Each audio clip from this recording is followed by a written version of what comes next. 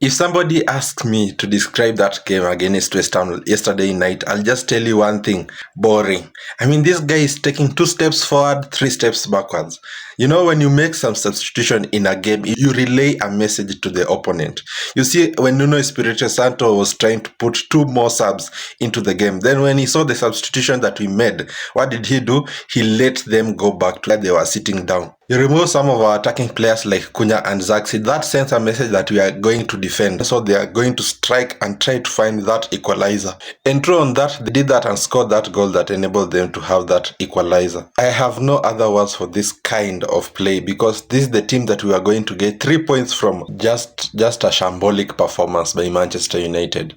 A quick analysis of what happened last night. Newcastle versus Tottenham Hotspur. In the 94th minute, Newcastle were clear that they were taking this home until Cristiano Romero touched that ball. That overhead kick enabled them to get that 1 point. Over to Manchester City, where Haaland scored 100 goals in 111 appearances in the Premier League. This is not an easy feat to do. He is now the first one to accomplish this in the Premier League. Another player that has really turned up over the course of these games is Foden. This guy has scored 2 goals. The last game he scored another 2 goals. He's really turning up and showing his quality. Bournemouth versus Everton, where Jack Grealish snatched that win from Bournemouth and managed to give Everton the full 3 points. Liverpool played against PSV 4-1. 4-1. This is the time that I yearned for. I never thought Liverpool are going to be beaten those kind of goals. I know we are bad, we are shitty right now, but we are not shitty compared to Liverpool. These guys are being beaten every time. Van Dijk is here playing like he's in the NBA right now, dunking over LeBron James. He's the weapon formed against Arne Slot. The only player that is playing well there is Szoboszlai. Can you give this guy flowers?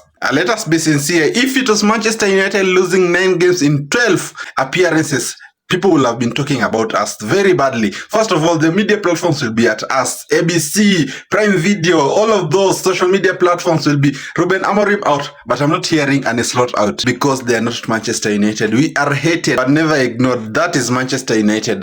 How the tables have turned. The champions being below Manchester United. That's weird and that's also fun. We bet them in Anfield. Nottingham Forest have humbled and embarrassed them. Crystal Palace did the same thing. People are saying that Arne Slot is genius, but that team that Arne Slot got was Jurgen Klopp's team. That was a team that was made for him and given up to him. The signing that this guy has made this season, they are not really it. Kakes is not performing. With some cases, Frimpong, since he came, he's just been on injury, hamstring injury. So we are not seeing the full potential of this kind of signing that this guy made. Manchester City versus Newcastle, that was the game of the week. I don't know if there is another game that will top this one. That game had it all, from comebacks to goals being scored. Harvey Barnes pulled up one of the greatest comebacks ever. He scored a brace there and making sure that Newcastle was able to take that win. This game was a matter of 50-50. I cannot say that this team was better. In the first half, Manchester City were really having that something. In the first 10 minutes of the game, you could have seen that Man City really wanted to score a goal. They were creating chances.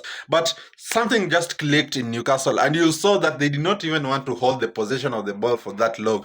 Their purpose was get the ball, pass it forward, Harvey Barnes runs here, and Nick Waltermead was there in the middle trying to make things happen. And I told you, watch this player. The combination of Livramento and Hall, I've never seen that happening. They had the most touches and they created most chances in the first half. Watch these players and see how they'll perform in the continuation of this season.